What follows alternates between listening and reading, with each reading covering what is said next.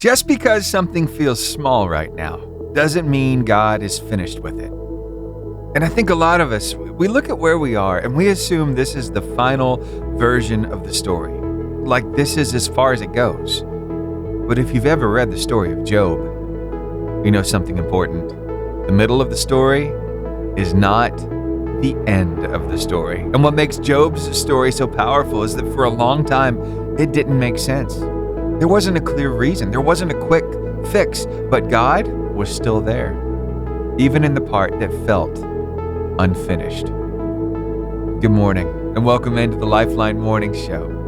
This verse today, it comes from a moment where not everything being said was fully right, but there's still a reminder in it that we need to hear.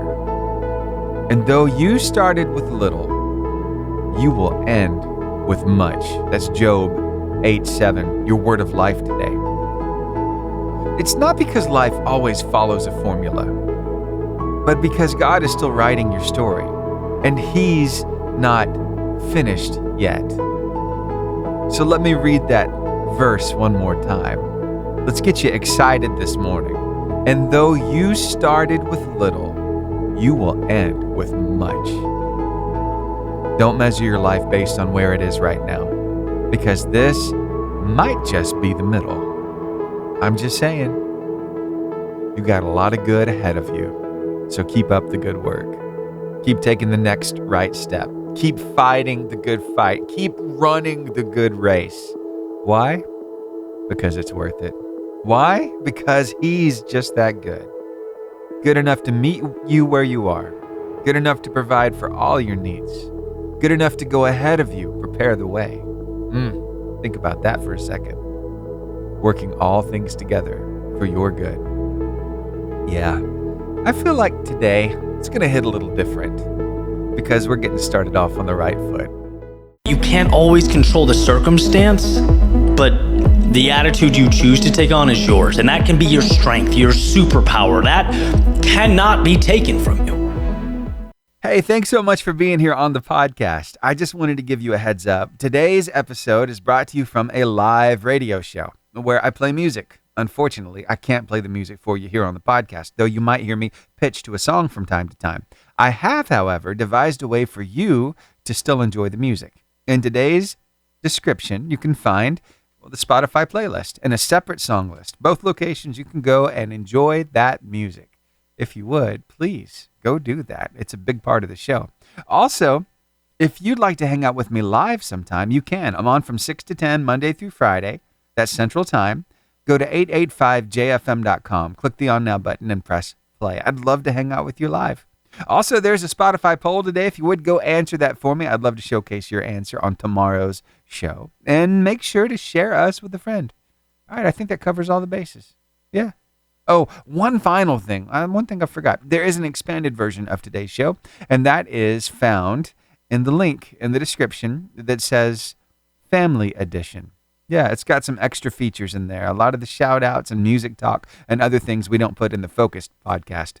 So check that out too. All right, now that really does it this time. Let's get back to the show. We are really good at judging our lives in the middle of the story. When things feel small or slow or even stuck, when it feels like you've been putting in effort and not much is changing, that's when we start telling ourselves, you know what? This just isn't panning out. Maybe this is all it's ever going to be. And if we're honest, we don't just think it. No, we start believing it.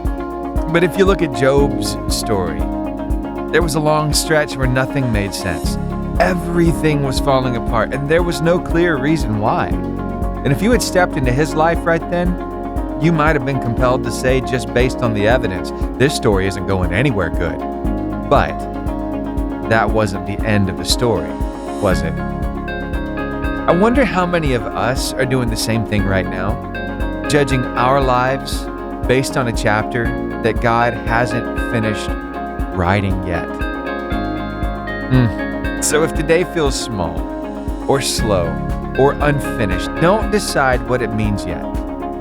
God is still writing. Let's see where this story goes. I think you'll be pleasantly surprised at the end. Yeah, keep that head up. It's going to be okay. Nobody really talks about this part of school. They just don't, okay? So let me kind of lay it out for you. It's the part where you're not failing, but you're not really winning either. You're just kind of there. You're doing the work, kind of paying attention, getting through the day, but it doesn't feel like it's going anywhere. And that's the part most people waste, because nothing looks important in that season. So nothing feels important.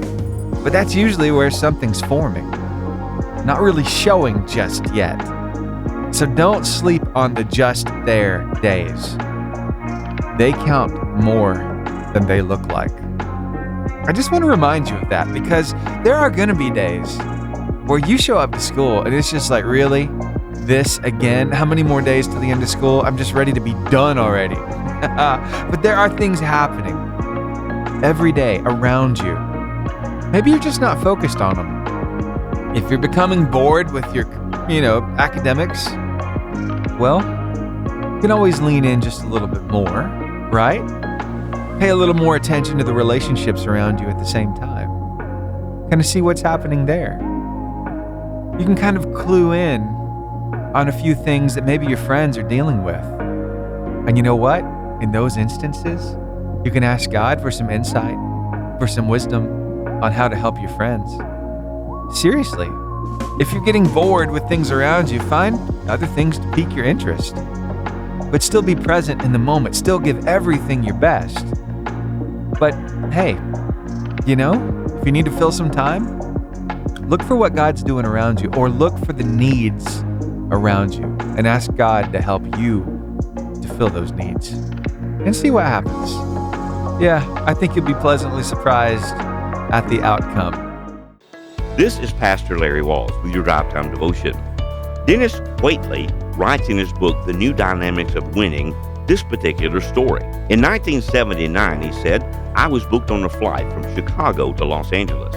I was on my way to the speaking engagement before going home for the weekend. I had to run for the plane and became very upset whenever I saw the gate agent lock the gate and then saw the mobile ramp pull away from the plane.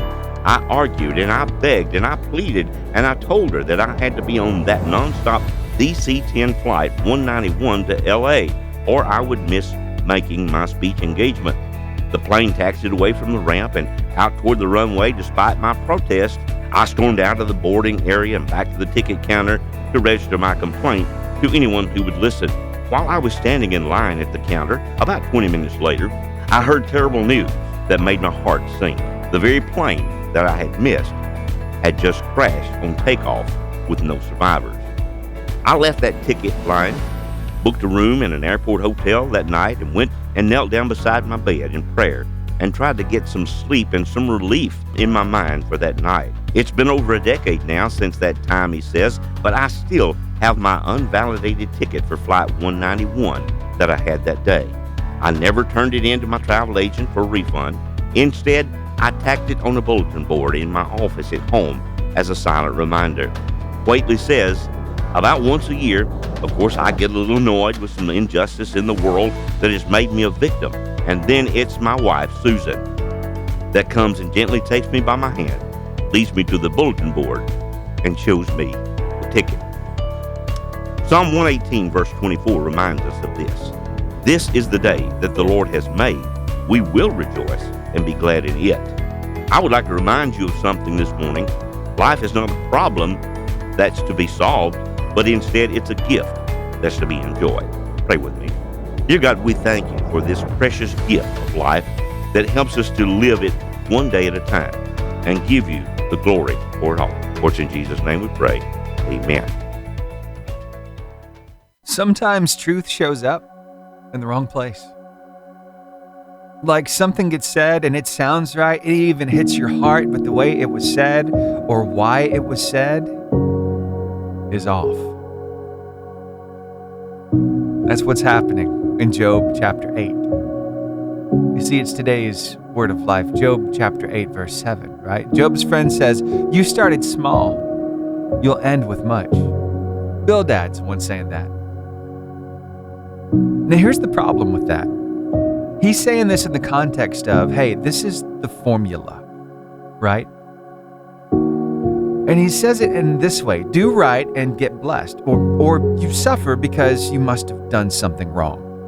That's the formula that he's proposing to Job right here. There are a lot of other things that Bildad is saying throughout his conversation. Like, I don't know, that there, linking suffering and sin. Bildad believed that if Job were truly righteous, he would not suffer, implying that Job's children died because of their own wickedness. There are 3 other spots here too. Assuming God's purpose. Bildad assumed that God's justice works instantly and visibly, failing to grasp the complexity of God's plan. In Job's case, it was a test, not punishment. You ever looked at it like that? And he, Bildad, the guy saying this, was failing in compassion. Yeah. It's real easy for us to think we know and to throw it out there. And if we're not covering that in prayer, if we're not pressing into the Father's heart to offer this kind of wisdom, this kind of advice to somebody in our lives, we can really miss the mark, just like Bildad did. I'm just saying. Now, yes, what he said, you started small, you'll end with much, that proved true. It did. But where it was said was kind of in this whole jumbled up thing that wasn't quite accurate.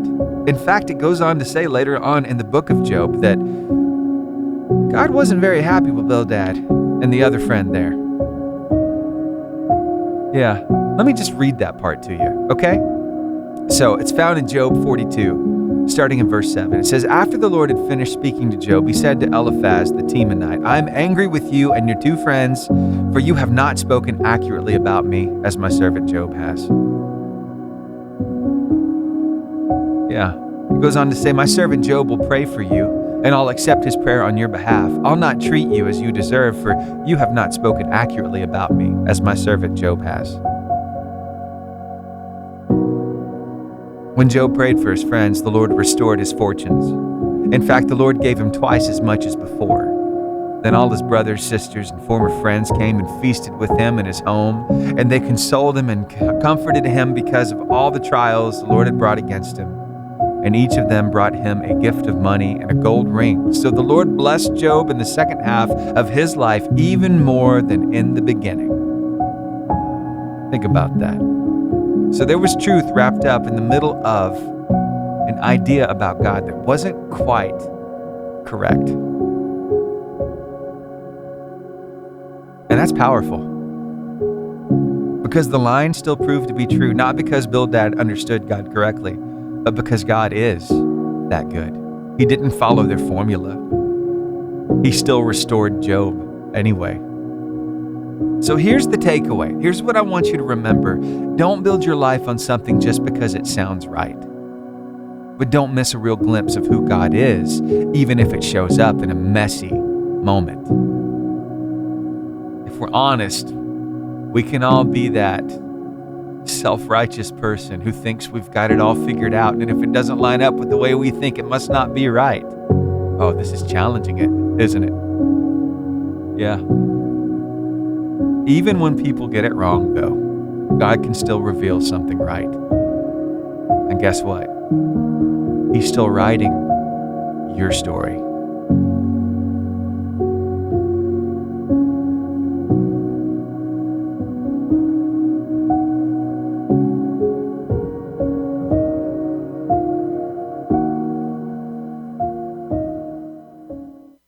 We call him Doubting Thomas, but that's not the whole story. Thomas wasn't there when Jesus first appeared, and when the others told him, he didn't believe it. Not because he didn't care, but because he couldn't bring himself to hope again. He said, unless I see it, unless I touch it, I won't believe. And then Jesus showed up. He didn't push Thomas away. He didn't shame him for doubting. He invited him closer. "Go ahead," he said. "See for yourself." And in that moment, doubt turned into belief, because the same Jesus Thomas wasn't sure about was standing right in front of him. This is day 43 of From Ashes to Glory. Let's keep walking.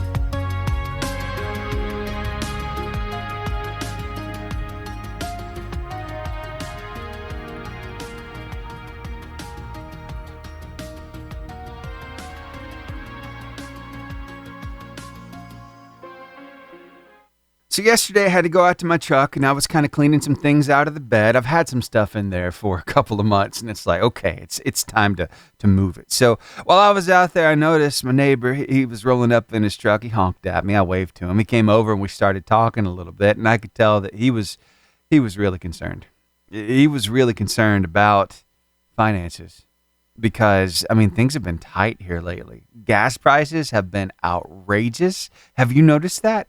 I haven't spent this much in gas in a long time putting it in my truck. And I'm telling you, I'm not used to getting those 70s and 80s to fill up my truck because those gas prices have been better. And I know everything gets a little tight when gas prices go up. It just makes everything go up. But you know what? There's this truth. There's this truth that David, he really has a fix on this. He's got an idea about provision. He's got an idea about how we are taken care of, and I thought you should hear it too. When you realize everything is expensive and still God hasn't left you hungry or empty-handed. That's when gratitude hits different, right? Because the math doesn't even make sense sometimes. Either the bills get paid, the fridge has food, the car still runs, and somehow there's gas still in the tank. I mean, you're just sitting there like, I know that wasn't me. That was God doing divine math, all right? Because it's funny. I used to think blessings were big things, houses, cars, miracles. But now it's the small stuff. Groceries that last longer than they should. Rent that clears at the last minute. Peace of mind in a season that should have broken you. That's grace, all right? That's not luxury. That's not luck. It's grace. Philippians 4:19 says, "And my God will supply all your needs according to his riches and glory." Okay, not some of your needs, all of them. Even when you can't see how. All right, he never promised it would be easy, just that you wouldn't go without. Okay, you might not have everything you want, but you'll always have what you need right when you need it. So yeah, everything's expensive. Life's heavy. In this economy where everything costs your firstborn and half your sanity, God still makes sure you're taken care of, still standing, still provided for, still here. Well, it's that time of the morning for us to check in with a really good friend of ours. His name is Brian Trent from Hampton, South Carolina, where he pastors the Lighthouse Church. He and his family are all across the socials under this handle, Trent Tribe. That's how you can find him for yourself, and you'll be glad that you did. What does he have for us today? Oh, take a listen. I think you're really going to enjoy this one. Okay, so it hit me the other day that when you serve a God who takes what was meant for evil and turns it for good, that you lose the right to live in regret. You see, that hit me while sitting in a circle with some mighty men of God in our church. And every one of us was being honest about our own mistakes, our own failures, the things that were meant to harm us. And yet, without those very things, none of us would have been sitting in that circle. See, it's the good and the bad that each of us have experienced that have made us who we are. The same stories that we once tried to hide have become the very threads that tied us together. And now we're brothers. We cheer each other on. We celebrate the wins. And when one of us is struggling, we don't scatter. We lean in to lend support to the one that's struggling because we've all been there. So no more regret, because regret says, I wished it had never happened. But grace says, look what God did with it. The pain didn't disqualify you. It positioned you. The mistakes didn't destroy you. They directed you.